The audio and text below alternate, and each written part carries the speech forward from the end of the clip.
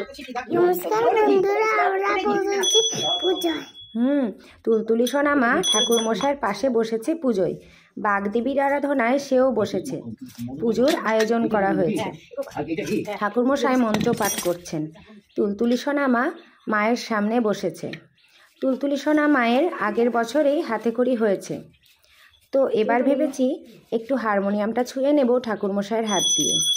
তুলতুলি সোনা অনেকক্ষণ থেকেই একটু প্রসাদ খেতে চাইছে।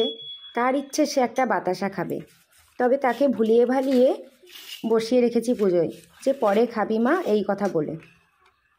আমার মা বসেছে, এই যে আমার ছোট্ট তুলতুলি সোনা বসেছে। ঠাকুর মশাই পুজো করছেন।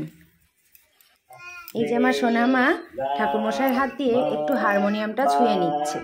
আগের বছরে ওর হাতে করেই হয়েছে, তো এবার একটু হারমোনিয়ামটা ছুঁয়ে নেওয়া হচ্ছে মায়ের সামনে।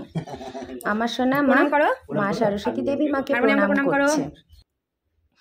এই যে আমার ছোট্ট সোনা মা বাতাসা খাচ্ছে।